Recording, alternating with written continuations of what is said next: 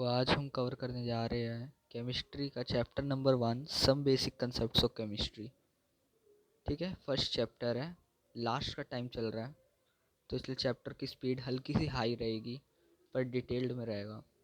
Chapter की duration अगर आप अभी पूछना चाहो तो अप्रोक्स ऐसा मान सकते हैं कि मैक्स टू मैक्स 1 आवर लगना चाहिए। मैं कोशिश करूँगा 1 आवर में निपट जाए पूरा का पूरा। चलिए शुरू करते हैं। So before we start, let me add some slides.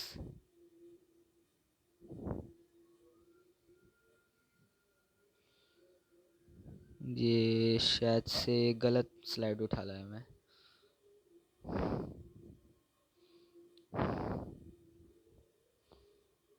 ठीक है, साइड हो गई है, 2-3 अभी काफ़ी है। ठीक है, ठीक है, शुरू करते हैं यहाँ से।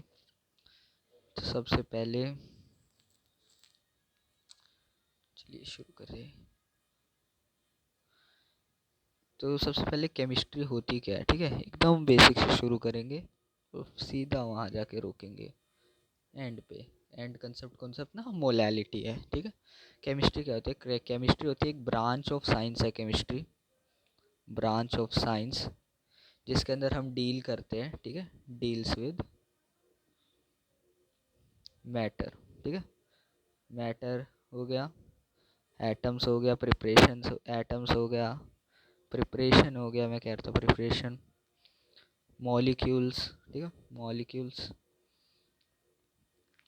ये सारे के सारे आपको मैं अपना चैनल का मतलब चैनल कह रहा हूँ, व्हाट्सएप चैनल का लिंक दे दूँगा। वहाँ पे सारा कुछ है आपको फ्री में मिल जाएगा, वहाँ से एक्सेस कर लेना। मैं आपके लिए नोट्स बना रहा हूँ बहुत अच्छे से।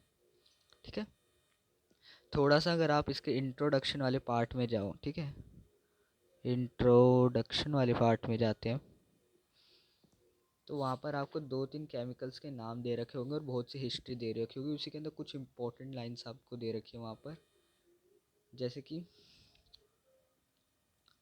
Atoms and molecules. ठीक है, ये 2 इम्पोर्टेंट लाइंस वहाँ पर आपको दे रखी है। ठीक है, कि एटम्स क्या होता है, मॉलिक्यूल्स क्या होता है। ठीक है, ये कब डिस्कवर करे गए थे, ये सारी चीज़ें, इन सब पर आपको ध्यान नहीं देना है। मेन ध्यान आपका ये है कि chemistry deal he atoms and molecules में करती है। ये चीज़ आपको देखना है प्रिपरेशन वगैरह में। बाकी आप थोड़ा समझ ही गए होंगे। ठीक है, इंट्रोडक्शन पार्ट से इतना कुछ आपको आ गया होगा। ठीक है, केमिस्ट्री के अंदर ये 2 कॉन्स्टिट्यूएंट्स कहते हैं, इन दोनों को कॉन्स्टिट्यूएंट्स ऑफ केमिस्ट्री। ये आपको पेज नंबर मैं बता देता हूँ इसका, page number 3 NCERT, last paragraph. ठीक है, सेकंड रो लास्ट पैराग्राफ के मतलब अपर साइड में आपको मिल जाएगा, देखना हो तो। ठीक है, आइए आगे बढ़ते हैं। मैं एनसीईआरटी साथ में इसलिए लेके बैठा हूँ ताकि आपको अगर कोई चीज़ मार्क करनी हो आप कर पाओ। ठीक है, तो हम अब कुछ इंपॉर्टेंट केमिकल्स के बारे में बात करेंगे। ठीक है, केमिकल्स जो इसमें दे रखे, इंट्रोडक्शन पार्ट में दे रखे और यहाँ से एमसीक्यू बन सकता है। ठीक है, एमसीक्यू के लिए इम्पोर्टेंट है, इसलिए मैं ये सारी चीज़ें कवर करा रहा हूँ। नहीं तो मेरे को कोई ज़्यादा इसका शौक है नहीं करने का, मोस्टली लोग छोड़ ही जाते हैं इसको। ठीक है, तो सबसे पहले यहाँ पे केमिकल का नाम दे रखा है सिस्प्लाटिन एंड टैक्सोल। ठीक है, ये काम आता है आपका कैंसर के अंदर। ठीक है, फिर AZT। ठीक है, ये काम आता है आपका treatment of the ads patient. Ads patient. ठीक है, AZ की फुल फॉर्म एजिडो, एजिडो थायमिडाइन। ठीक है, ये सारे मतलब आपको आराम से समझ आ जाएंगे जब ऑर्गेनिक करोगे। ऑर्गेनिक के अंदर हम ऐसी चीज़ों को बनाते रहते हैं, अमाइंस ग्रुप वगैरह। जब सारे फंक्शन ग्रुप पढ़ लोगे तो ये नाम आपको याद करने में बहुत आसान रहेगा। ठीक है, यहाँ पे बन गया आपका एक साइड से नोट्स। ठीक है, कलर चेंज करते हैं, अच्छे प्यारे नोट्स बनाते जाएंगे। ठीक है, अब सबसे पहले यहाँ पर आता है दूसरी चीज़, मैटर क्या होती है। ठीक है, मैटर। ठीक है, ठीक है, any thing which occupy space and have some mass called matter। ठीक है, कोई भी चीज़ स्पेस ऑक्यूपाई करती है या फिर उसका मास है, हम उसको मैटर कह देते हैं। सिंपल डेफिनेशन है, आराम से नोट कर लो। बस नोट भी क्या करना, बस समझते जाओ, सुनते जाओ, आपका सारा काम हो जाएगा। ठीक है, सुनते रहना है, समझते रहना है, बस आपका काम हो जाएगा। स्टेट्स ऑफ मैटर चैप्टर 5 नहीं पढ़ा रहा, वही है, इसी के अंदर है। ठीक है, स्टेट्स ऑफ मैटर, आपने 3 टाइप के मैटर पढ़े होंगे, फटाफट नाम बताएंगे। Solid, liquid, gas. अब कुछ तेज लोग होंगे जो कहेंगे भैया प्लाज्मा भी होता है, बॉस आइंस्टाइन भी होता है, वो सब हमारे को नहीं पढ़ना है। जो सिलेबस है वो पढ़ना है, आखिरी का टाइम चल रहा है, फालतू चीज़ें पढ़ोगे दिमाग के बाहर निकल जाएगी। ठीक है, इसलिए सॉलिड से लिक्विड में अगर आपको जाना है, ठीक है, सॉलिड से लिक्विड में जाना है और लिक्विड से गैस में जाना है, तो इधर हीट करना होता है, इधर हीट करना होता है, इधर कूल करना होता है, इधर कूल करना होता है। इम्पॉर्टेंट चीज़ नोट डाल लो यहाँ पे, एक नोट बना के। हीट का सिंबल ये होता है ट्रायंगल। अब मैं कहीं पे ट्रायंगल डाल दूँ तो इसका मतलब ये मत कह देना ये तो पढ़ाया नहीं। और कूल का सिंबल फ़िलहाल आपकी बुक में नहीं दे रखा है, तो हम इसको देखेंगे भी नहीं। ठीक है, आगे बढ़ जाते हैं। अब क्वेश्चन इसमें कुछ है नहीं। अब एक एनसीईआरटी का फ्लो चार्ट है मैटर से रिलेटेड। ठीक है, मैटर यहाँ पे 2 टाइप के दे रखे हैं। पहला आपका आता है मिक्सचर्स, ठीक है। फिर उसके बाद आता है pure substances. I think mic unstable हो रहा है हल्का सा, कोई बात नहीं। मिक्सचर आपके 2 टाइप के होते हैं, होमोजीनियस, ठीक है, और हेटेरोजीनियस, इतना तो आपको पता होगा।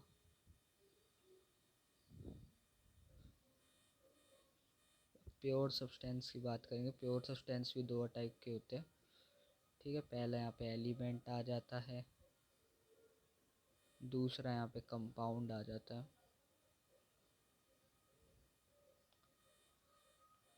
ये सारा कुछ मैं सैमसंग नोट्स में रिकॉर्ड कर रहा हूँ, इसलिए इसे पीडीएफ बनने में हल्का सा टाइम लगेगा। बाकी आपको सबको मिल जाएगा, सारा कुछ मिल जाएगा, ये इसकी टेंशन ना लेना। ठीक है, आगे चलते हुए और चीज़ें बनाते हैं। कोई बढ़िया सा सुंदर सा कलर मिल जाए। हाँ, ये वाला अच्छा लग रहा है, ब्लैक पे जो दिखे भी। अब मैंने टर्म्स तो लिख दी, बस इसको समझाना रह गया। तो चलिए शुरू करते हैं होमोजीनियस से। होमोजीनियस मिक्सचर से। ठीक है, होमोजीनियस मिक्सचर। होमोजीनियस मिक्सचर वो होता है जिसमें सिर्फ एक ही टाइप के एटम यूज़ हो रहे हो। ठीक है, made up of only one type of atom और एलिमेंट। ठीक है, ये होता है। जैसे ये एक हाइड्रोजन का मॉलिक्यूल है, ये एक हाइड्रोजन का मॉलिक्यूल है। ठीक है, इन दोनों की बॉन्डिंग करा लेता हूँ। ऐसे नहीं होती है बॉन्डिंग, केमिकल बॉन्डिंग में बताऊँगा कैसे होती है। ठीक है, इन दोनों की मैंने बॉन्डिंग करा दी, तो ये H2 मॉलिक्यूल बन गया। ठीक है, मॉलिक्यूल तो बन गया। ठीक है, बट अब आप यहाँ पे देख सकते हो पर एक ही टाइप से बना है। वो कौन सा एटम यूज़ हुआ है, वो कि हाइड्रोजन एटम। तो ये क्या है, एक होमोजीनियस मिक्सचर है। होमोजीनियस यानी इसमें कोई भी अलग चीज़ नहीं यूज़ हुई है, एक ही चीज़ से बना हुआ है, इसलिए होमोजीनियस मिक्सचर है। ठीक है, होमोजीनियस एग्जाम्पल था ये। अगला हेटेरोजीनियस मिक्सचर, एकदम उसका उल्टा। Use other diff kind of elements. इसे हटाओ, ये कैसे यहाँ से लिखते हैं, हेटेरोजीनियस मिक्सचर। ठीक है, हेटेरोजीनियस मिक्सचर क्या होता है, जिसके अंदर डिफरेंट टाइप के एटम्स यूज होते हैं। एग्जाम्पल CO2, क्योंकि इसमें क्या है, एक कार्बन मॉलिक्यूल्स लगे हुए हैं और 2 O2 मॉलिक्यूल्स लगे पड़े हैं। ठीक है, ये आपकी एक प्यारी सी स्लाइड तैयार होगी, आपको सीधा मिल जाएगी, बस जाना है, आराम से देखना है। ठीक है, आगे बढ़ते हैं। अभी हमने ये 2 कंप्लीट कर लिया, यहाँ पर होमोजीनियस वाला पार्ट कवर कर लिया और हेट्रोजीनियस वाला पार्ट कर लिया। तो हमको एलिमेंट करना है और कंपाउंड करना है प्योर सब्सटेंस का। ठीक है,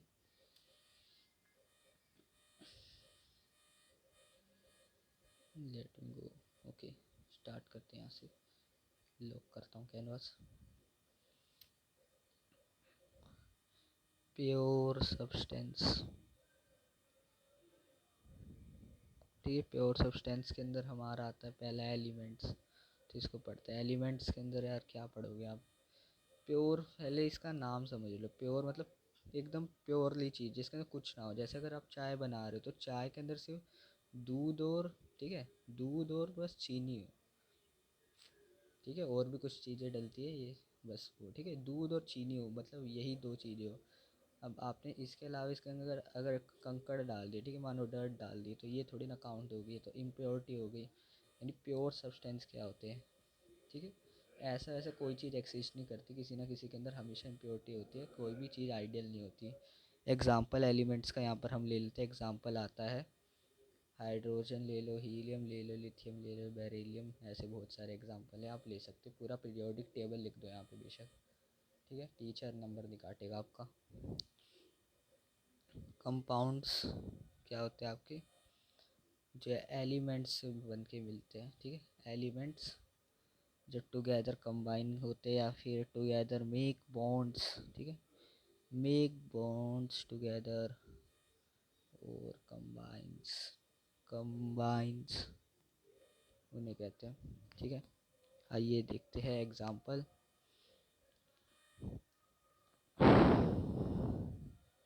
ये कार्बन एटम है, ये एक ऑक्सीजन एटम है, ये एक और ऑक्सीजन एटम है।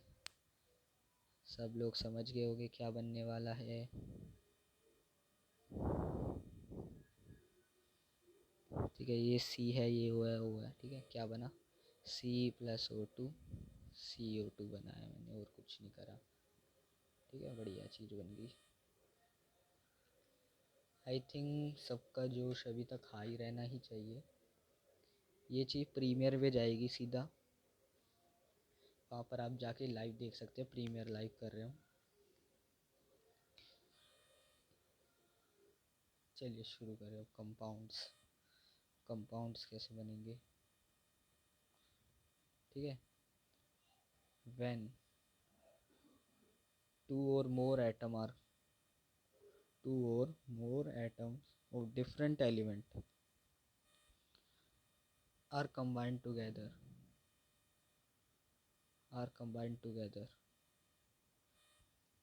is called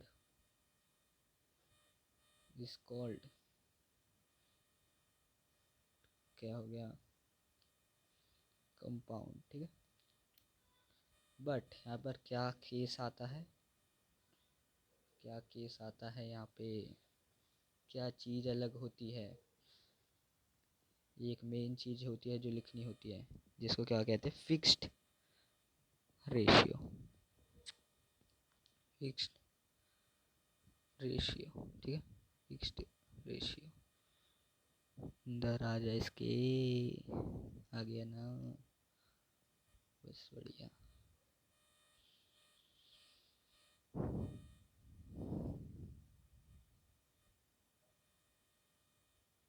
ठीक है, आइए अब हर कंपाउंड की 2 टाइप की प्रॉपर्टीज़ होती है। ठीक है, प्रॉपर्टीज़ के बारे में बात करेंगे। पहली प्रॉपर्टी होती है फिजिकल प्रॉपर्टी, दूसरी होती है chemical properties. Physical properties and chemical properties. Physical के अंदर हम उसकी फिजिकल बिहेवियर के बारे में बात करते हैं, यानी बाहर से कैसे दिखता है। ठीक है, मानिए एग्जाम्पल लेता हूँ मैं यहाँ पे H2O का, ठीक है, लिक्विड वाले।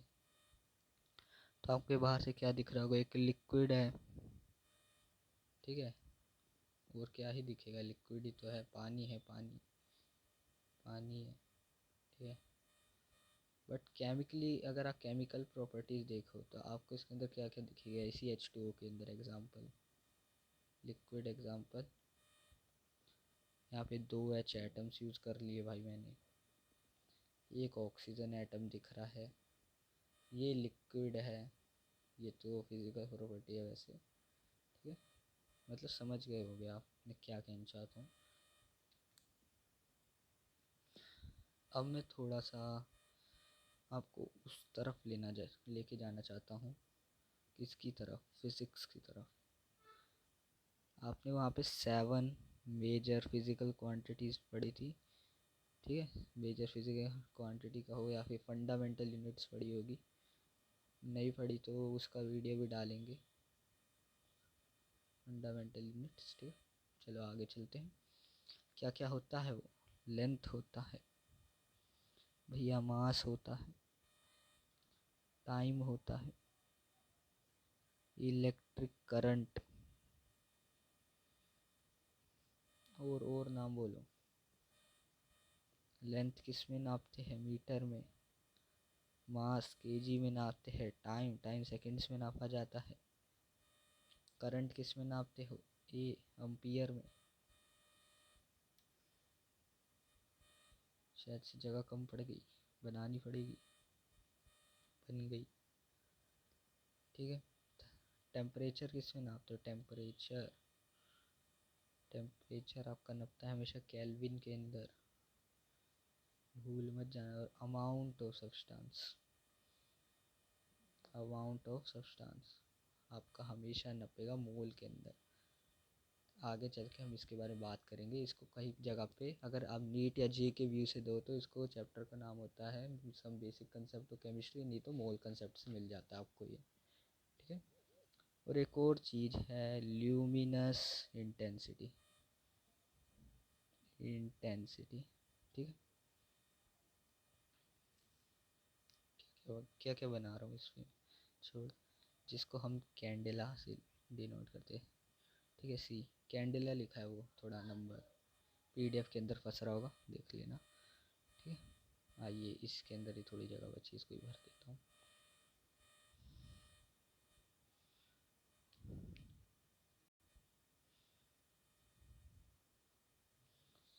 आगे बढ़ते हैं, यहाँ पे टेबल ऐड करता हूँ मैं, एक सेकेंड वेट करना, मैं यहाँ पर एक बढ़िया सी टेबल ऐड कर लूँ। तो मैंने यहाँ पे टेबल ऐड कर दिया, उससे पहले मास और वेट के बारे में थोड़ा सा बात कर रहे थे, मास क्या होता है, वेट क्या होता है, ठीक है। एक सेकंड, ये लॉक नहीं है क्या, ठीक है। मास से हमारे को पता चलता है कितना अमाउंट ऑफ मैटर उसके अंदर है, ठीक है, कितना अमाउंट ऑफ मैटर है। और वेट से ये पता चलता है कि वो अमाउंट ऑफ मैटर कितनी फोर्स से नीचे जा रहा है, ठीक है, कितनी फोर्स से नीचे गिर रहा है, मतलब जा रहा है with respect to acceleration due to gravity. इसलिए डब्ल्यू का फॉर्मूला आपने देखा होगा mg होता है, क्योंकि यहाँ पे ग्रेविटेशनल का वो कांस्टेंट लगा होता है, ठीक है। कांस्टेंट नहीं बोलते इसको, एक्सेलरेशन कहते हैं, कांस्टेंट इसको कहते हैं, ठीक है। आगे चलते हुए मास, अगर आपको इसी से मास निकालना तो वेट को जी से डिवाइड कर लो, मास आ जाएगा जी। जनरली आप जी की एक्चुअल ऐसे 9.8 होती है, बट स्कूल के अंदर कैलकुलेशन इजी करने के लिए आप इसको 10 लिख सकते हैं, ठीक है। अब मैंने ऐड क्या करा यही सोच रहे होंगे, ये लो ये ऐड करा मैंने आपके लिए, एकदम बुक से सीधा यहाँ ऐड कर दिया, दिख क्यों नहीं रहा, इसलिए नहीं दिख, ठीक है, बुक से सीधा यहीं ऐड कर दिया। तो देखो मेन चीज़ क्या है इसमें, ये आता है मेन चीज़ के अंदर, ठीक है। मेन चीज़ के अंदर आपसे फेम्टो पूछ लेगा, ये फेम्टो को हम क्या बोलते हैं, और फर्मी बोलते हैं, फेम्टो को फर्मी, ठीक है। वहाँ पे लिख देता हूँ मैं आपके लिए, फेम्टो को हम फर्मी बोलते हैं, और आपसे मेन आपको यहाँ तक ही याद करना होता है, ठीक है। फेम टू 10 15 होता है, 10⁻⁻15, पी को 12 कर लो माइनस, 3 बढ़ाते जाना, ठीक है। सेंटीमीली तक तो सबको याद होगा, यहाँ से 3 बढ़ाते जाओगे तो माइक्रो मिल जाएगा, नैनो मिल जाएगा, पीको मिलेगा, फेमटो मिलेगा। जैसे मिली का -3 है तो माइक्रो का क्या हो गया -6, नैनो का क्या हो गया, ठीक है, नैनो का हो गया -9, पीको का 3 और बढ़ाया 12 हो गया, फेमटो तक गए 15 हो गया, आगे जाओगे एटो का हो इसका 18 हो गया और 3 बढ़ाओ जेप्टो मिल जाएगा, ठीक है। वो वाला जेप्टो नहीं है ये, और आगे जाओ योक्टो मिल जाएगा, ठीक है। इसी में उल्टा भी जा सकते हो आप, ठीक है। डेसी डेका डेक्टो किलो तक तो आता होगा 10⁻3 तक, ठीक है, 10⁻3 कहते हैं। आगे बढ़ते जाओ इसको 10⁻6 मेगा आ जाएगा, फिर गीगा आ जाएगा, फिर 12 टेरा आ जाएगा, पेटा आ जाएगा, फिर एक्सा आ गया, फिर जेटा आ गया, योक्टो आ गया। यानी वही है। तो कुछ जगह पे देखो जैसे ऊपर जेप्टो लिखा था, यहाँ पे जेटा लिखा है, उधर पीको लिखा था, यहाँ पेटा लिखा है, तो यानी आप थोड़ा बहुत तो यहाँ से समझ गए होगे। इतना आपको याद नहीं करना, आपको मेन इसको यहाँ तक याद करना है। मैं आपसे बता देता हूँ जहाँ तक पेपर में पूछा जाता है, मैक्स टू मैक्स यहाँ तक, ठीक। इसको आपको यहाँ से लेके फर्मी तक याद कर लेना है। डब्बा बना दूँ इसका, वो डब्बा ही बना दूँ,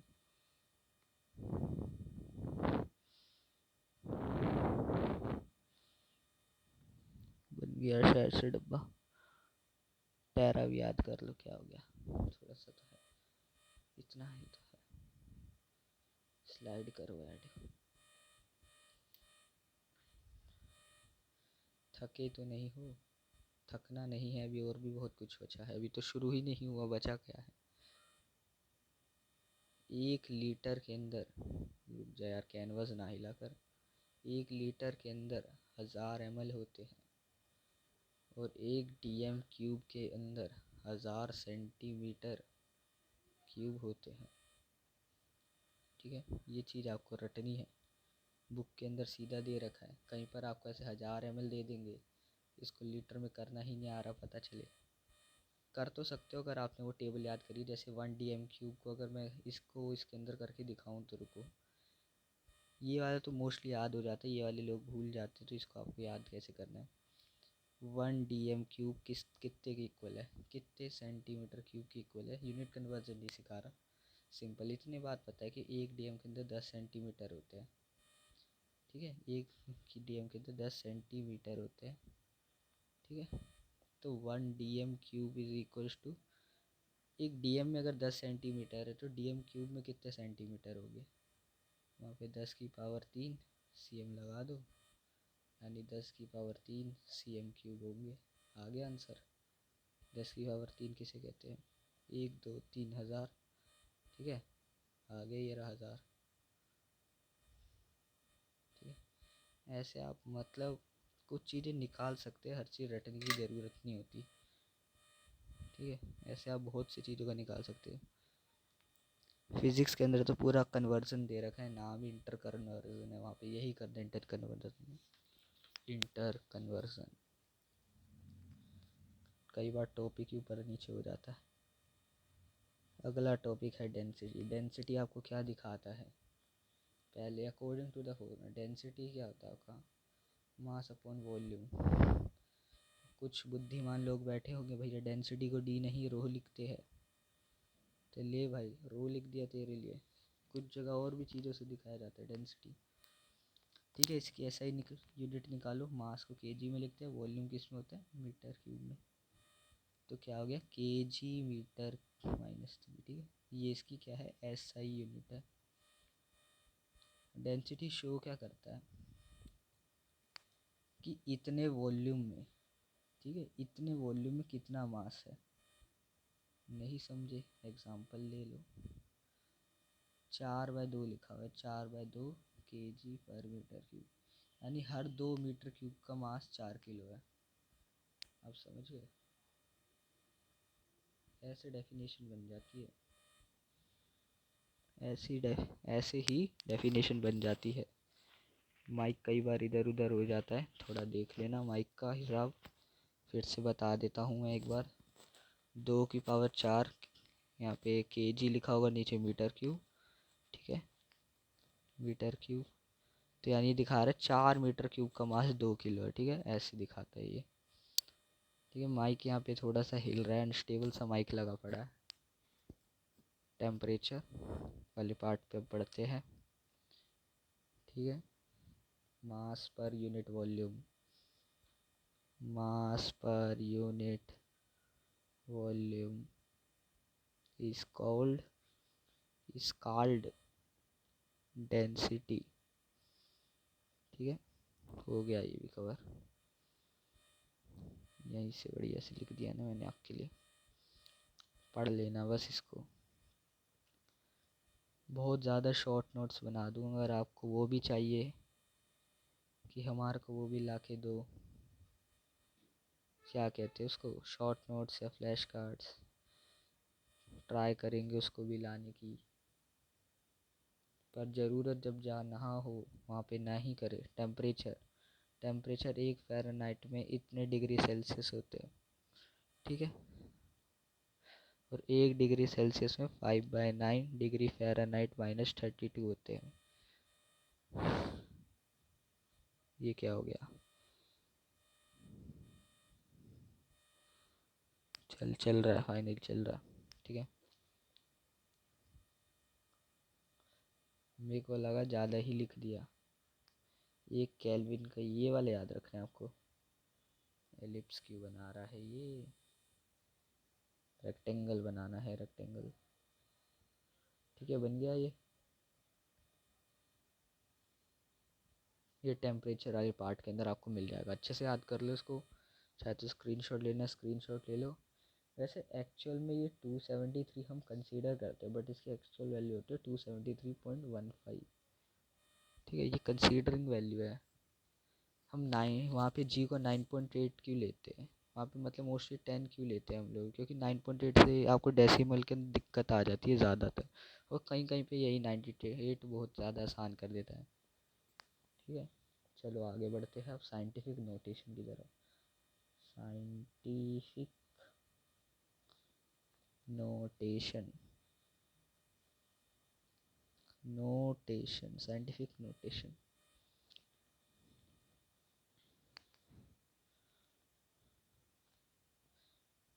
अब इसका मतलब क्या होता है, ठीक है, ये शायद से आपने पहले ही पढ़ा होगा, ये शायद से 8th स्टैंडर्ड की चीज़ें हैं, एनसीईआरटी के अंदर साफ पढ़ाई जाती है। कोई बात नहीं, जिन्होंने नहीं पढ़ी यहाँ पढ़ के चले जाओ, बेसिक की तो सीख रहे हैं। जैसे ये लिखा हुआ 344440000, ऐसे रैंडम नंबर लिख दिया, एग्जाम्पल लेते हैं। तो इसके सबसे आगे वाले नंबर पे पॉइंट लगा दो, 3.4 मल्टीप्लाई कर दो पीछे जितने नंबर बच गए, यहाँ पॉइंट लगाए ना, कितने बच गए, 1 2 3 4 5 6, तो कितने 10⁻6 करोगे।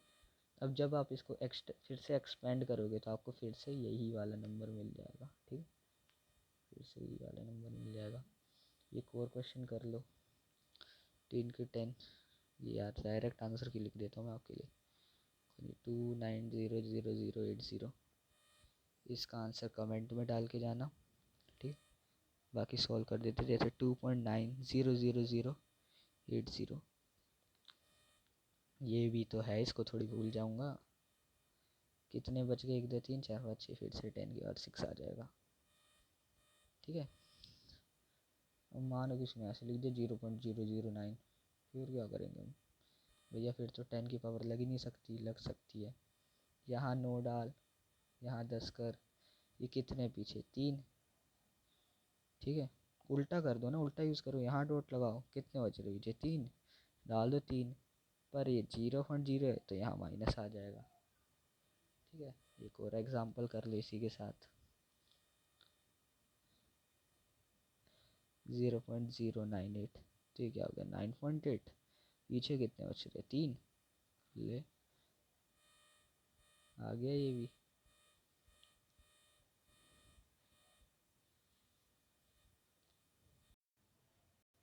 तो अब आगे बात करते हैं मल्टीप्लिकेशन एंड डिवीज़न की। ठीक है, मल्टीप्लिकेशन एंड डिवीज़न की,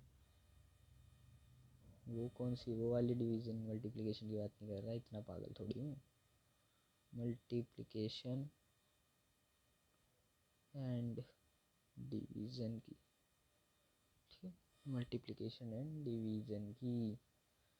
मानो किसी ने ऐसे लिख दिया 2 की पावर -2 प्लस 1 की पावर -2 माइनस, ठीक है। अब जब तक ये दोनों सेम आप इन्हें ऐड कर सकते हो, मतलब अलजेब्रा वाला कंसेप्ट समझ रहे हो। 2 power x plus 3 power x आपका क्या होता है 5 पावर x। वहीं पे आपका 5x प्लस 5x स्क्वायर होता था तो 6, ये फिर ऐड नहीं होता था ना, ये कहाँ ऐड होता था। तो वही तो चीज़ है। तो ये साइंटिफिक नोटेशन करते समय अब इसको वेरिएबल की तरह कंसीडर करो, इस वाले टर्म्स को, इस टर्म को और इस टर्म को वेरिएबल की तरह कंसीडर करो, एज अ वेरिएबल कंसीडर करो, ठीक है।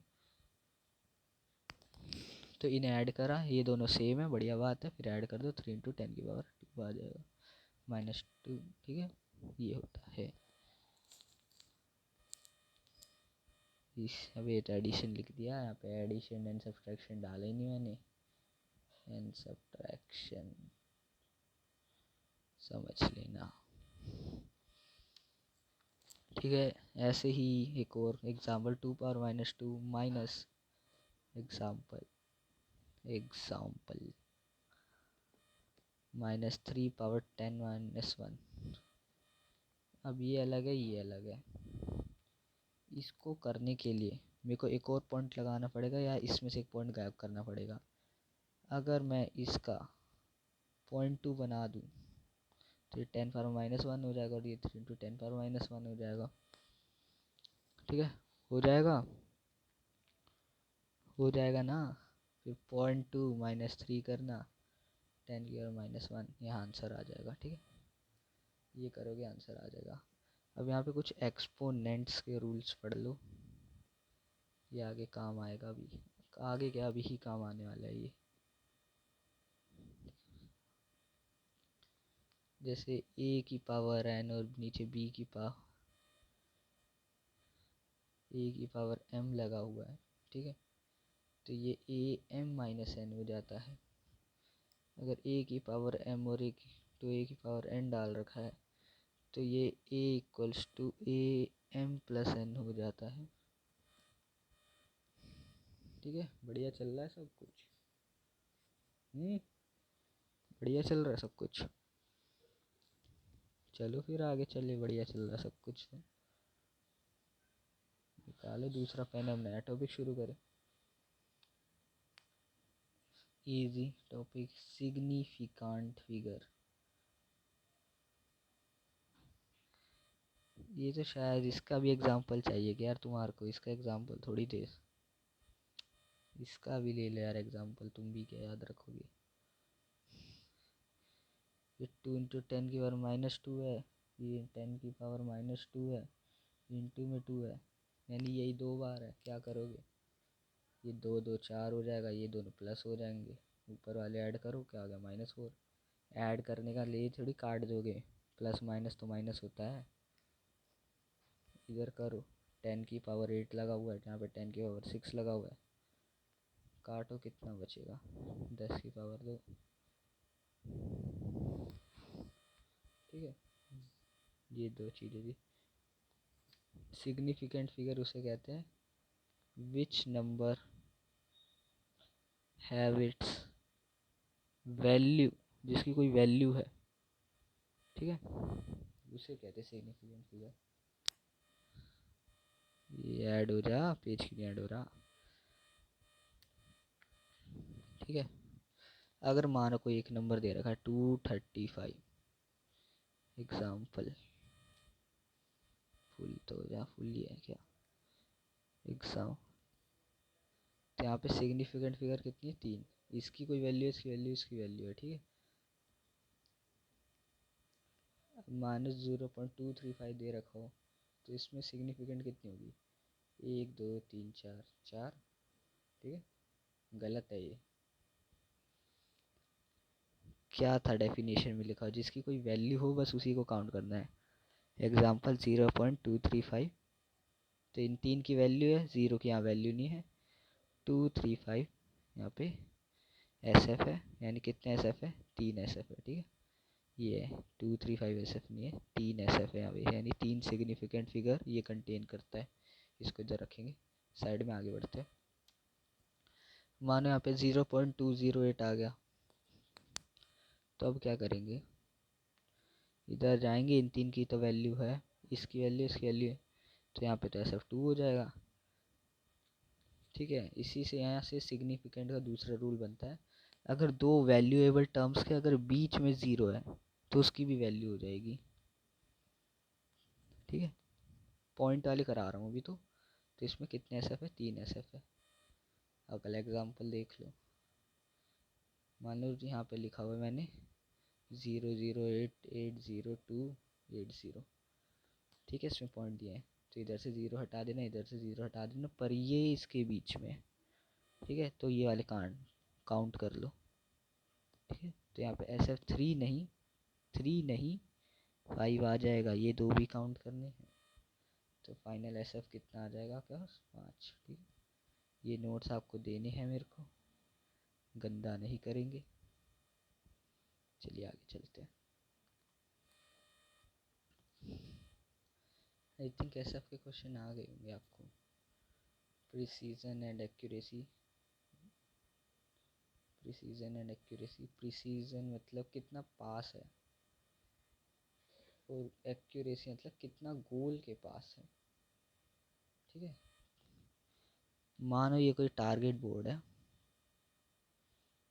ठीक है, कोसेंट्रिक सर्कल्स बना रहा हूँ और कुछ नहीं कर रहा, एक और लगा दे इसमें।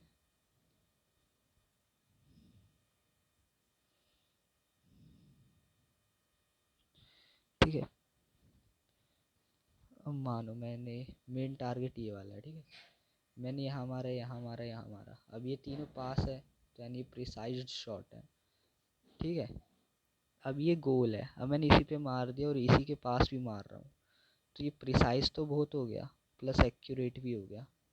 अब मानो एक यहाँ मारा, एक यहाँ मारा मैंने एक शॉट, और एक शॉट यहाँ खेला, अब ना तो ये एक्यूरेट है, इतनी दूर दूर जाके लगे पड़े हैं, ना पास है, तो hence it is not accurate और नॉट प्रिसाइज्ड।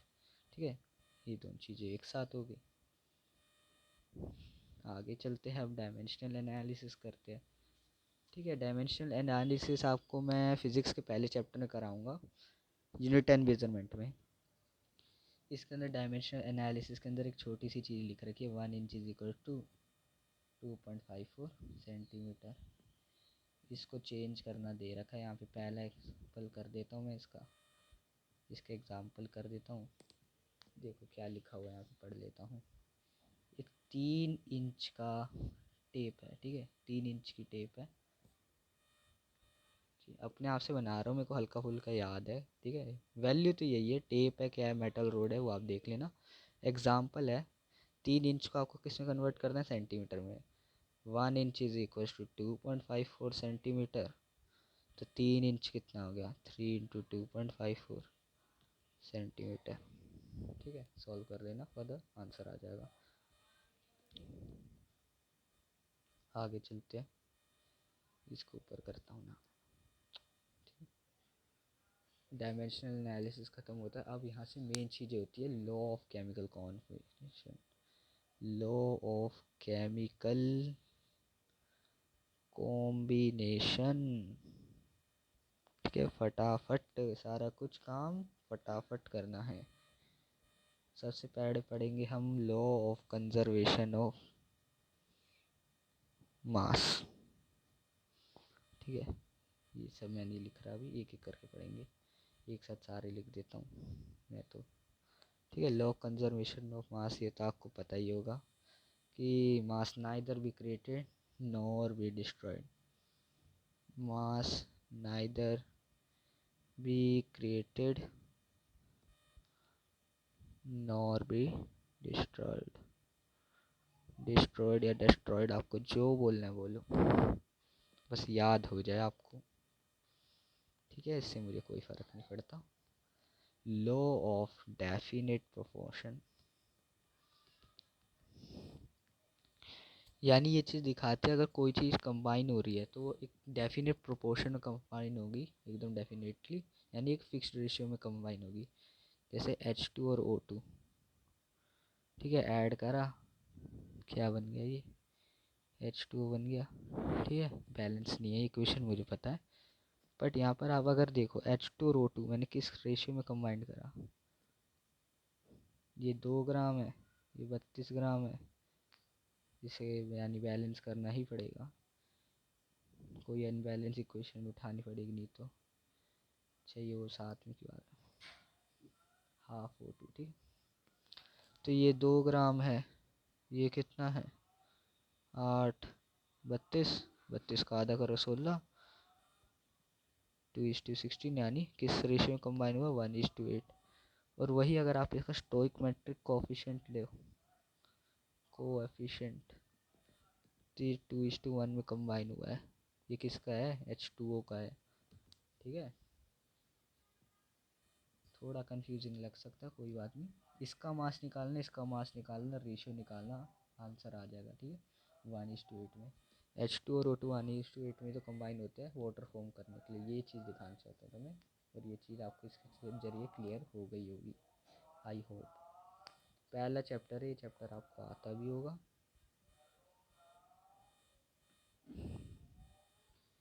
आई होप आप सारे के सारे बस रिवीजन कर रहे हो इससे। कोई पहली बार पढ़ रहा है तो कोई बात नहीं, कल पेपर है तुम्हारा। अगर आप ऐसी हरकत कर रहे हो तो ये लो, आज ही सब खत्म होगा। लॉ ऑफ मल्टीपल प्रोपोर्शन, ठीक है, लॉ ऑफ मल्टीपल प्रोपोर्शन, ठीक है। अब ये लॉ क्या कहता है, ये लॉ कहते हैं जैसे हाइड्रोजन एंड एटम है, ठीक है। डायरेक्ट एग्जांपल से समझ लेंगे, ठीक है। हाइड्रोजन और एटम है, हाइड्रोजन और ऑक्सीजन का एटम है, ऑक्सीजन भूल गया था मैं, ठीक है। हाइड्रोजन यानी H2 और O2 ऐड करा तो वाटर बना, यानी कितना ऐड करा, इसको 2 ग्राम ये ऐड करा और ये 32 ग्राम ऐड करा, पर करना कितना है 16 ग्राम ऐड करना है, बैलेंस कर लेना इसको, ठीक है। तो कितना बना 18 ग्राम बना, ये पानी का मोलिकुलर मास है, ठीक है। बैलेंस इक्वेशन रखनी है हमेशा। और ऐसे कोई और ले लो, मानो मैंने वो बना रहा हूँ H2, अब इसी H2 प्लस O2 से देखो, तुमने अभी H2O बनाया, बट इसी H2 और O2 को मिला के मैं हाइड्रोजन पेरोक्साइड बना सकता हूँ, यानी H2O2। क्या हो गया फिर, यहाँ पे मैंने 2 ग्राम ये लिया, 32 ग्राम ये लिया, तो कितना बन गया, ये 34 ग्राम बन गया, बैलेंस्ड है पहले से। अब एक चीज़ देखो, यहाँ पे मैं रेशियो निकालूंगा विद रिस्पेक्ट टू मास, कितना आएगा, नीचे टेबल बना दूँ,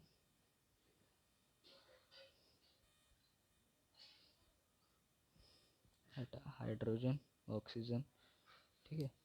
पहले में 2 ग्राम लिया था, दूसरे केस में 2 ग्राम लिया, पहले में 16 लिया, दूसरे में 32 ग्राम लिया। प्रोडक्ट क्या क्या बने, प्रोडक्ट हमारा वाटर बना था 18 ग्राम का, ठीक है। यहाँ पे H2O2 बना था जो कि कितना था 34 ग्राम, आई थिंक, हाँ 34 ग्राम बना था, ठीक, ठीक है। अब ये तो सेम है बट ये अलग अलग है। रेशियो निकालना है हमारे को, सिंपल प्रोपोर्शन का मतलब हम रेशियो ही समझते हैं। इसका निकालेंगे रेशियो O2 का, तो क्या आएगा 16:32, यानी 1:2, यानी क्या है simple whole number ratio, whole number ratio. तो यही तो चीज़ कह रहा था वो law of definite multiple proportion. किसी भी चीज़ का अगर तुम रेशियो निकालते चल रहे हो, ठीक है, रेशियो हमेशा तुम्हारा क्या आएगा सिंपल होल नंबर, या ऐसे, या तो 1:2 आएगा, और भी अगर इसके बनते हो तो 1:2:3 आएगा, नहीं तो 1:2:3:4 है। यानी समझ गए ना कैसे चल रहा है, ठीक है। आ गया होगा आई थिंक, ये भी आपको एवागाड्रो लो बचा है, एवागाड्रो लो, ठीक है। Avogadro law deals with atoms and molecules.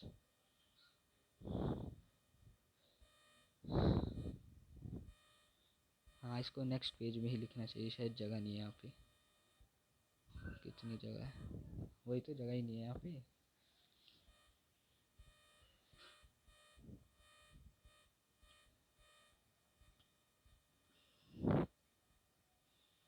एवागैड्रो, law, ठीक है। एवोगैड्रो लॉ क्या कहता है हमारे को कि अगर कोई भी चीज़ है, ठीक है, मान लो कोई भी एटम है या कोई भी मोल है, पार्टिकल है,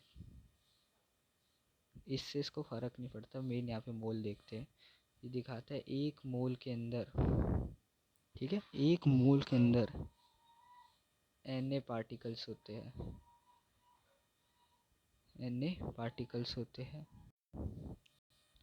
ठीक है। और एवोगैड्रो के हिसाब से Na की वैल्यू क्या होती है, 6.022 इंटू 10⁻23 मॉलिक्यूल।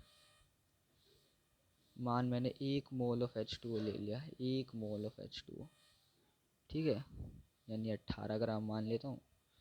इस 18 ग्राम के अंदर, 1 मोल के अंदर इसके इतने एटम्स हैं, यानी इतने मॉलिक्यूल्स हैं, इतने पार्टिकल्स हैं, ठीक है। अगर वही एटम्स पूछ रहा है तो इसको, ठीक है, Na इंटू एन करोगे, नंबर ऑफ पार्टिकल्स आ जाएगा, उसकी एटॉमिसिटी से मल्टीप्लाई कर देना, नंबर ऑफ एटम वो भी आ जाएगा, नंबर ऑफ एटम्स आ जाएंगे आपके पास, नंबर ऑफ एटम्स मिल जाएगा आपको, ठीक है। समझ आ रहा है, कोई दिक्कत नहीं। अभी छोटा n नंबर ऑफ मोल्स दिखाता है, ठीक है। Na एवोगैड्रो कांस्टेंट है, जिसकी वैल्यू क्या है, 6.022 इंटू 10⁻23।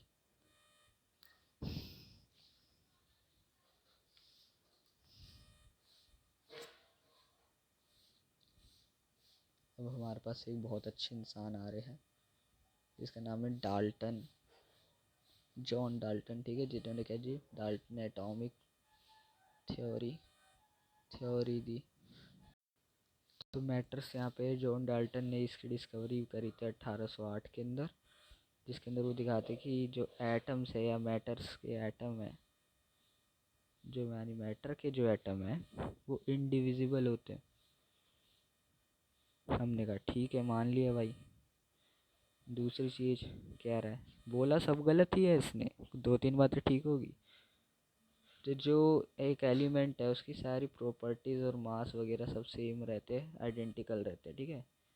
बट एक बात तो फिर से गलत होगी।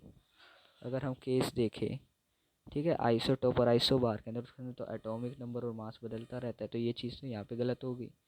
पर स्टार्टिंग में किसको पता था, इसलिए जॉन डाल्टन भाई देखो 1808 में आए थे, इतना कुछ कराया और यही 3-4 चीज़ें बता के निकल गए।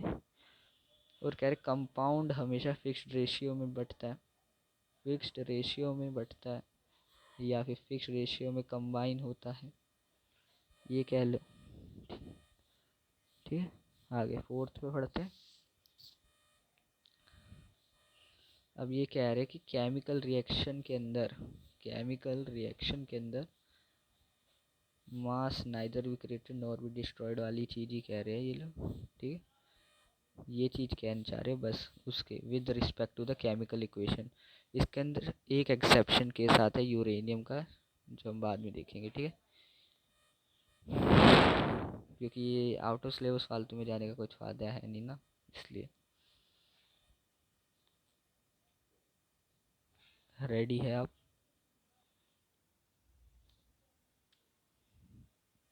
AMU के बारे में पढ़ेंगे, एटॉमिक मास यूनिट। बस थोड़ा सा बचा, ख़त्म हो गया, ऑलमोस्ट हो गया। अब देखो मास को भी हमारे को नापना था, एटम के मास को, तो एक AMU को हमने रखा किसके बराबर, 1.66 इंटू 10⁻24 ग्राम।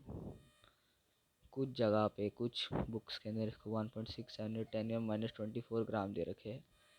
तो वही कहूँ मैं कि ये अप्रॉक्सीमेट वैल्यू होती है ना, तो इसको कोई फिक्स नहीं कह सकता, इसलिए, ठीक है। आगे चलते हैं।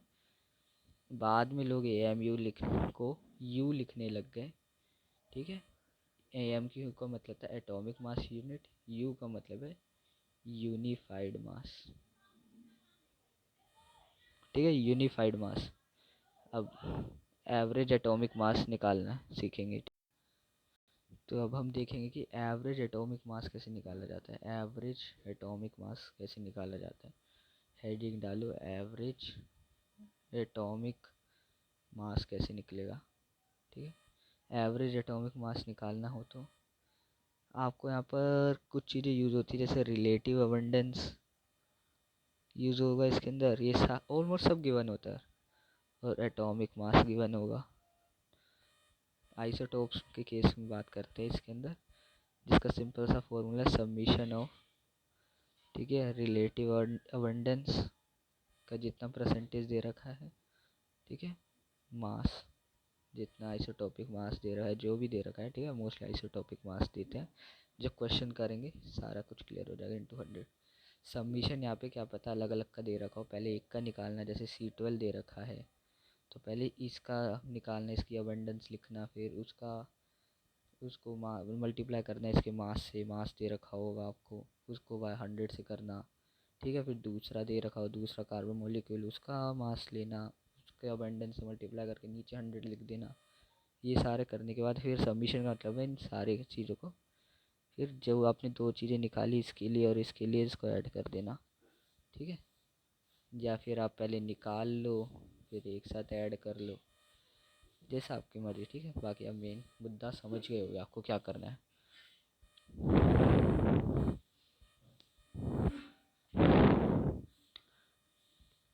Molecular mass of an molecule is known as the molecular mass, ठीक है। Mass of an molecule is called molecular mass of an molecule is called molecular mass, ठीक है। जैसे मानो CH4 का निकालना है तो कार्बन का इसमें एक कार्बन है, ठीक है, कितने 4 हाइड्रोजन है, बस इनका मोलिकुलर मास निकालना है। मास लिख दो, कार्बन का कितना होता है 12 ग्राम, ठीक है, हाइड्रोजन का 1 ग्राम, यानी 4 ग्राम। ये टोटल कितना हो गया, 4 और 12 16 ग्राम, ठीक है, 16 ग्राम, ठीक है। ये चीज़ होगी। एक और का निकाल के देख लो, मन है तो एक बढ़िया से निकाल लेते, AC6H12O6 का निकाल लेते, एग्जाम्पल है ये भी एग्जाम्पल ही था। रिकॉर्डिंग देखता रहता हूँ ना, चल रही है कि नहीं पता, कभी बंद हो जाती है। तो यहाँ पे 12 कार्बन के मॉलिक्यूल है। यार रुक जाओ, डायरेक्ट कर दूंगा, समझ नहीं आएगा। 6 कार्बन के मॉलिक्यूल है, 12 हाइड्रोजन के है और 6 ऑक्सीजन के है। यहाँ पर इन सब के मास की वैल्यू पुट करना, ठीक है, उसके बाद आंसर आपका आ जाएगा, ठीक है। इन सबको ऐड करोगे आपको मॉलिक्यूलर मास मिल जाएगा। आई थिंक ये भी समझ आ गया होगा। छोटा सा काम और बचा, बस फॉर्मूला, एम्पेरिकल फार्मूला कर लेते शायद सिंपल। एम्पेरिकल फार्मूला कर जाए या फिर क्या करा जाए, एम्पेरिकल करके आप वहाँ से फिर बस लास्ट टॉपिक लेके खोल के बैठ जाते, फिर ख़त्म करते इस बात को, क्या कहते हो। एम्पेरिकल फार्मूला करते, परसेंटेज कॉम्पोजिशन बचा हुआ है, ठीक है। ये शायद से मैंने मजाक में C6H12O6 वाले जो आपको एग्जांपल कराया, ये बुक का ही था, एक बार चेकआउट कर लेना, ठीक है। बाकी आंसर निकालते रहना, इसके साथ ये रहेगा, प्रैक्टिस रहेगी, आपको कंसेप्ट क्लियर हुआ है कि नहीं। अगर आप साथ में कर रहे हो आंसर, मैंने क्वेश्चन क्योंकि मैं ज़्यादा करा नहीं रहा, हमारे को रिवाइज करना है बस इस चैप्टर को। क्वेश्चन जब हम करेंगे तो बहुत सारे करेंगे, एक साथ करेंगे, मतलब सारे एग्जांपल्स और पूरी NCERT एक साथ, पूरी एक अलग वीडियो मैं उसके लिए बनाऊंगा। अगर पूरी एक साथ नहीं बन पाएगी तो मैं एग्जांपल्स के अलग और साथ में एक्सरसाइज की अलग वीडियो बना दूंगा, आप वो दोनों एक एक करके देख लेना। अभी मेन काम है हमारा रिवीजन करना, और इसी के अंदर मैं एक दो छोटे छोटे क्वेश्चन करा दे रहा हूँ, वो कर लेना आप, ठीक है। यही चीज़ होता है। अब नंबर ऑफ मोल्स के कुछ फॉर्मूले होते हैं, वो मैं करा दूंगा यार, कुछ नहीं छूटेगा तुम्हारे, रुक जा, ठीक है। नंबर ऑफ मोल्स जैसे पहला फॉर्मूला आता है गिवन मास अपॉन में मोलर मास, ठीक है। अगला formula number of particles upon में Na क्या था? Avogadro number. बहुत बढ़िया। Na वॉल्यूम ऑफ मोल या मास, ठीक है। ये Vm लिखा रहता है ना मोस्टली जगह पे, इसलिए कंफ्यूज रहते हैं। वॉल्यूम ऑफ एटम या फिर मॉलिक्यूलर मास जिसका मांग रहे, ठीक है। Vl। Vl कुछ जगह पे 22.4 लिया जाता है, कुछ जगह पे इसको 22.7 लेते हैं, बट हम जनरली आपको हमेशा 22.4 लेना है, ये याद रखना है, ठीक है। मैं यहाँ पे एकदम बढ़िया सा लिख देता हूँ।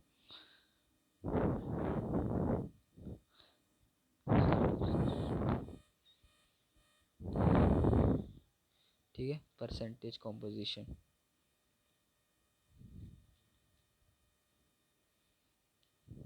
परसेंटेज कॉम्पोजिशन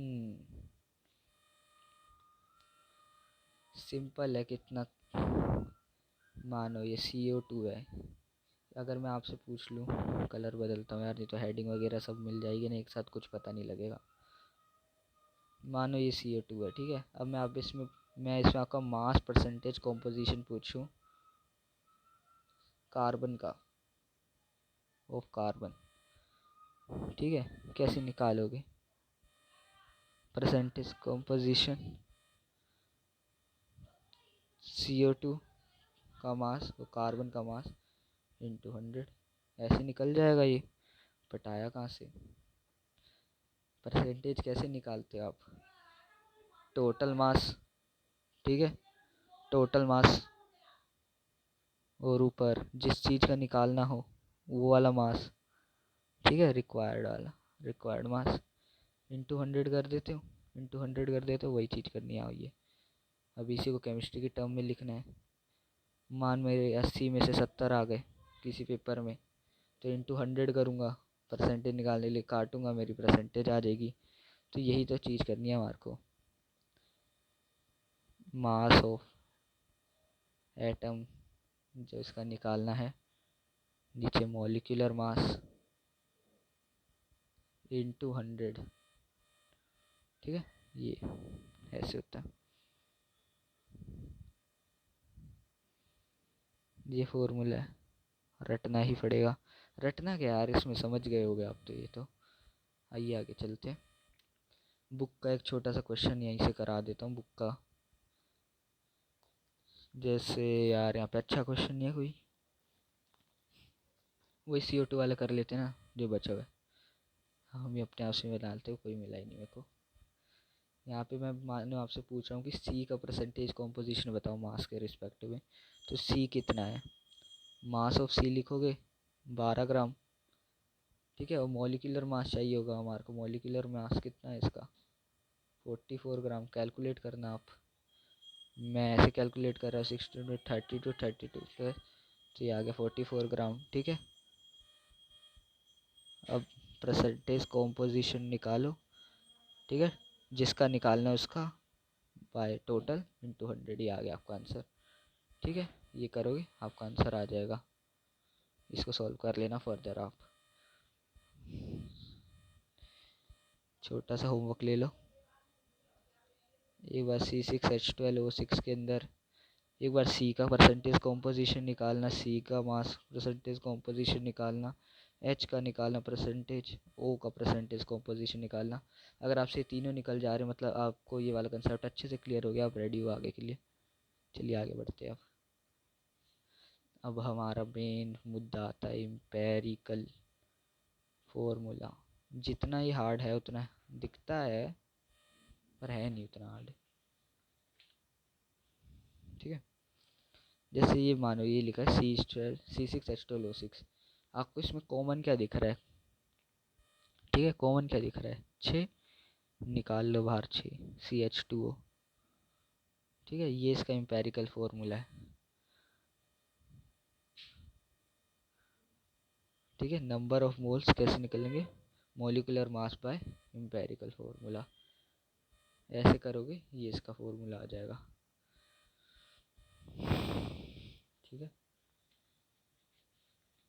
एनसीईआरटी का क्वेश्चन है एक कि आदमी 4.07 ग्राम हाइड्रोजन ले रखा है, 24.27 वो कार्बन ले रखा है, 71.65 क्लोरीन ले रखा है। इनका मोलर मास की ये बन रहा है हमारे पास कुछ 98.96। तो इसका निकालो। तो यही सारी चीज़ आप वैल्यू, इसके अंदर आपके दो कंसेप्ट यूज़ होंगे। मैं कंसेप्ट बता देता हूँ इसका पूरा, मतलब ये करने बैठेंगे तो हमारा बहुत दिन ख़राब हो जाएगा। तो मैं आपको बता देता हूँ इसका कंसेप्ट कौन सा लगेगा आपको। परसेंटेज कॉम्पोजिशन वाला लगेगा क्योंकि परसेंटेज दे रखी है, और ये जो फॉर्मूला मैंने अभी कराया प्लस ये n वाला।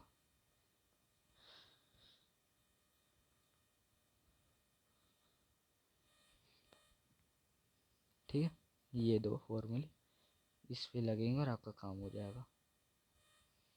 जगह है थोड़ी सी है कोने पे, इधर लिखते हैं।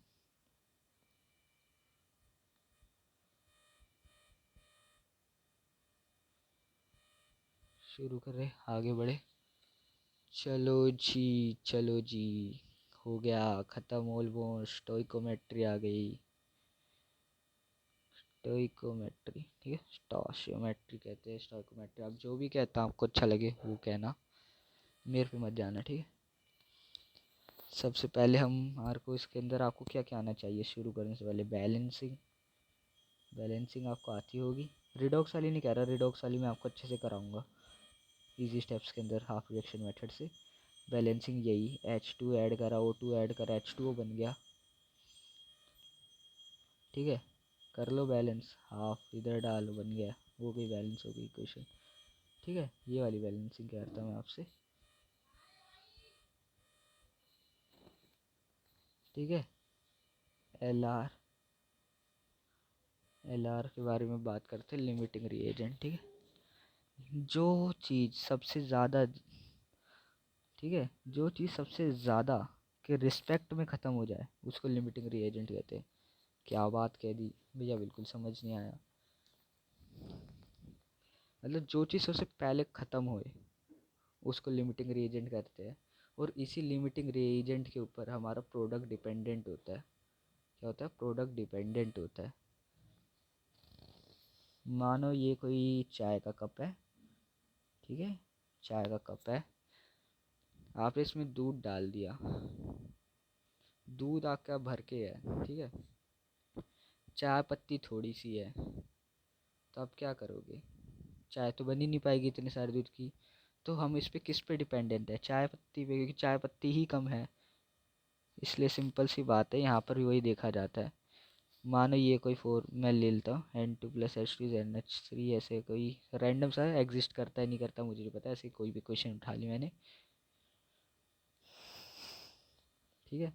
मानो ये कोई डेफिनेट, ये पहले ख़त्म हो गया, ठीक है, ये बहुत सारा था और N2 पहले ख़त्म हो गया, तो यहाँ पे लिमिटिंग रिएजेंट कौन सा आ जाएगा, N2 आ जाएगा। स्टोइकोमेट्री के कुछ क्वेश्चंस करोगे आप, बुक के ही क्वेश्चन है, इससे आपको एलआर आराम से निकालना आ जाएगा, समझ आ जाएगा, ठीक है। कुछ चीज़ें यहाँ पे हार्ड आ जाती है कभी कभी, बट इतना हार्ड है नहीं। मैं एक बार देखता हूँ कोई मेरे को बड़ी ऐसी चीज़ मिल जाए तो मैं उससे करा देता हूँ आपको, ठीक है। C+, क्या करूँ यार इसके अंदर मैं, अभी के समय कुछ याद भी नहीं आ रहा ना मेरे को, हल्का सा C+O2, CO2 बन गया। तो ये कितना है यहाँ पे, 12 ग्राम, 32 ग्राम, और ये 44 ग्राम बन गया, ठीक है। तो ये किस पे डिपेंड करा होगा, कार्बन पे डिपेंड करा होगा, क्योंकि किस रेशियो में होते हैं, कार्बन 12, 12:32, कौन सा रेशियो बन गया अपना, 12:32, ठीक है। मानो यहाँ पे कार्बन कम है, तो यानी ये जो रिएक्शन यहाँ पे एल आ रही है तो ये इस पे डिपेंड करेगा, यानी 12 ग्राम से 44 ग्राम बना है O2 लिमिटिंग रिएजेंट। यानी जो लिमिटिंग रिएजेंट वो होता है जो सबसे पहले ख़त्म हो जाए और उसी पे डिपेंड कर देता है कि प्रोडक्ट कितना बनेगा, ठीक है। रिएक्शन इन सॉल्यूशन, स्टोइकोमेट्री का आखिरी पार्ट चल रहा है अब हमारा।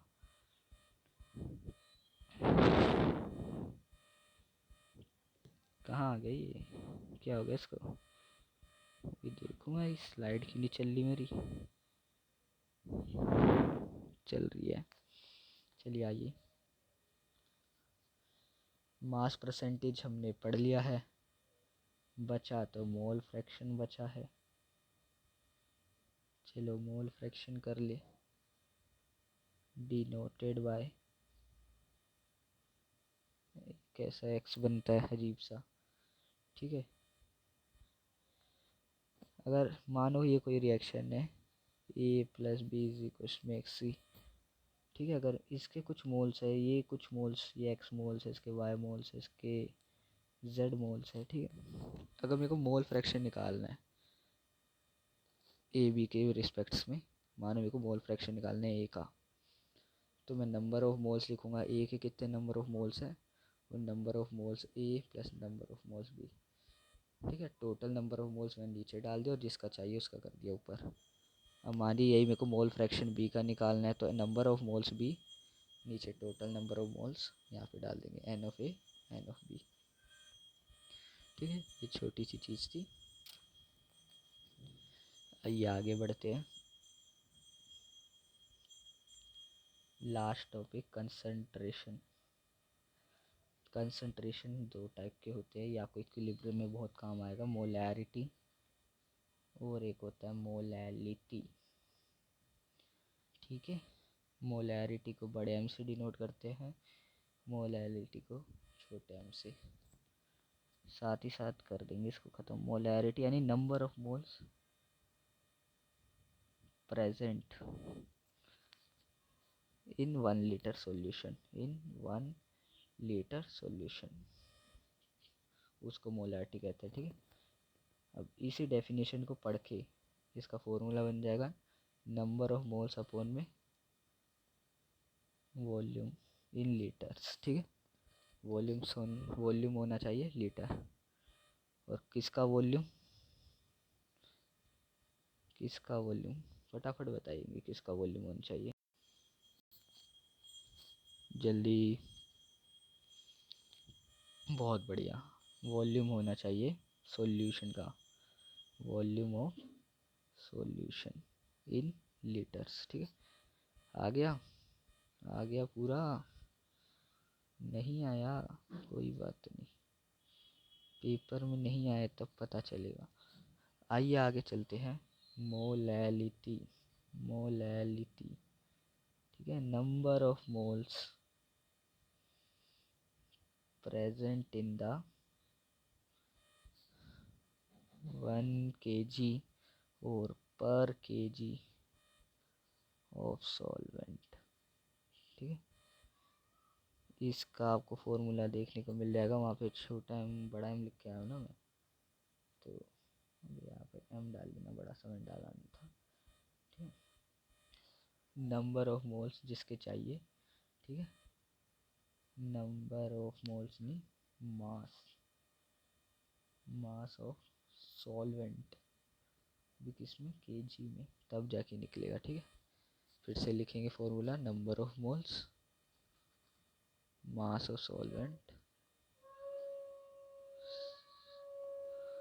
सॉल्वेंट इन केजी, इसको कहते हैं मोलैलिटी, मोलैलिटी।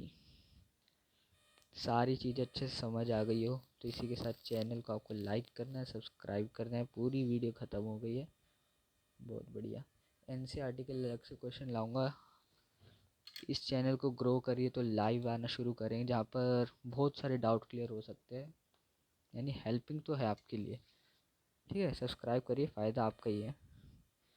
और अगर आप सब्सक्राइब करेंगे तो मैं अब लाइव आ पाऊँगा, जिसकी वजह से और भी बहुत सारे क्वेश्चन करेंगे पेपर से। कुछ 2-3 दिन पहले बहुत सारे सैम्पल पेपर का सॉल्यूशन फटाफट निकालेंगे, एक दिन में 3-4 सैम्पल पेपर थोरली कर लेंगे, आंसर भी प्रोवाइड करा दूंगा मैं उसका आपको। बस आपको नीचे डिस्क्रिप्शन में जाओगे, वहाँ पे चैनल का लिंक मिलेगा, व्हाट्सएप चैनल का, साइंस क्लब 11 नाम से मैंने बना रखा है, वो जाके चेकआउट करना। थैंक्स, अभी के लिए सब्सक्राइब करके जाओ। वीडियो अच्छा लगा हो तो लाइक करके जाओ, ड्राइंग पे मत जाना पर।